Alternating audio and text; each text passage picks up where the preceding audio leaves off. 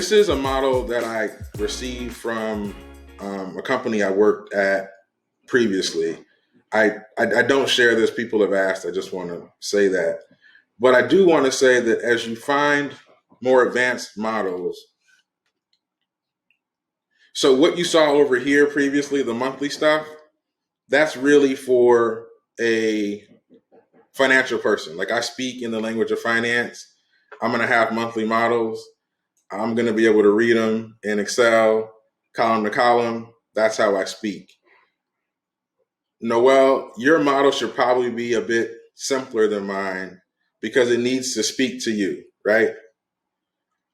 Patrick, I just met you. Your model needs to speak to you. Raven, same thing. So I'm showing you that you can get very similar data in a model with less specificity. So to the left, I just said you should model in monthly increments, right? Now I'm going to show you a model from a prior private equity firm that I worked for that's on an annual level. And what I want you to see is that just because the model has a bunch of tabs doesn't mean it's complicated. So this model had a historical piece where you put the sales numbers in, a few assumptions at the top, just what years were you talking about, when was the fiscal year end, stock or an asset sale, had some assumptions around your DCF stuff. So when you were going to close it, these are black cells. So these were equations, but it gives you your cost to equity. This is sort of as you guys know, this is the return that you're modeling towards to make sure that you understand whether you should do the investment or not. So in your sim, oftentimes they're going to give you projections. So I dropped in the projections here. And the reason there's more than one iteration, I'm going to zoom out, is because sometimes people will do cases. So you do an upside case, a downside case, some other case. One case is fine. If you want to get into scenarios, it's cool. Again, I'm managing specificity and understanding. So forgive me, I'm trying to go in the middle. After we did this, we would come further down. When you buy a business, you reset the balance sheet most times. So if you buy stock of the business, you kind of walk into the former owner's balance sheet. If you buy assets, you reset the balance sheet. Either way, you're going to have a very knowable balance sheet the day that you buy the business. You're going to know what accounts receivable the company's going to be transferred with. You're going to know the debt that you're using. You're going to know a lot of these things. So you put in some of the balance sheet metrics.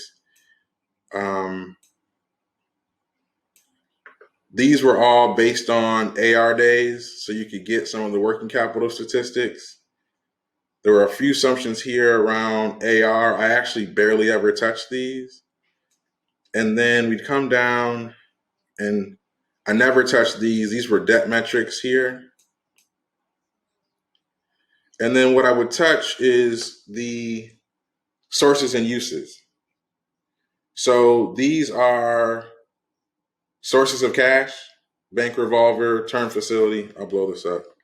Cash flow loan, mezzanine, equipment line of credit. This was how much equity we're putting in. This is your cash purchase, your total purchase. So this was the inputs tab, right? There were probably 30 to 50 inputs on here. I probably touched 30 of them when I was building most models. As a result of that, and let me move this over a bit. And I'm going to zoom out a bit and then try to zoom into the pages just because it's a little bit too zoomed in for me to be functional. So we would make an assumption around transaction costs. They're typically 1 to 3% of the transaction on bigger deals. On your deals, it's the cost of diligence. So $100,000 plus or minus, depending on how you're doing diligence. There was an assumptions tab, but again, this assumptions tab, you'll see all of these cells are black. This just pulls from the input tab. So it just sets up the assumptions in a single sheet. So if people want to look at them, they can. And what I liked about this model from this company I worked at, and it may encourage you to do some of this in your model, is the executive summary wasn't just Excel lines, numbers. They actually start putting graphs in. So let me show you what some of this stuff was. So they put in a graph that showed sales and EBITDA. So you can sort of track that. And I think that number is off, but if it was right, you just have a more reasonable change from 2017 to 2018. You can model out total debt, your cash availability, book equity. You can model out EBITDA, total debt to EBITDA, debt to equity. And so don't be concerned, or I would say scared, if that's the right word, of adding graphs and charts to your models to interpret them better. Me as an engineer, I understand charts better than numbers for a very long time, and still to an extent. So this might not be the stuff that you show your banker, right? But it may be the stuff that you put in your model so you understand it. And that's one of the main reasons I want to show you this. After this page, everything else was just a function of those inputs. So this is something that goes through valuation metrics, capital structure, but all of this comes from the inputs tab. Now we had an operating statement, which is essentially income statement. All of these numbers were based off assumptions on the input tab. Another view on the income statement, this was more for bankers. As you'll start seeing, there's more information down here at the bottom. All of this comes from the inputs tab. Balance sheet, same thing. Again, sources and uses come into play. Oh, this is the cash flow statement. It's named incorrectly. Here's your cash flow statement.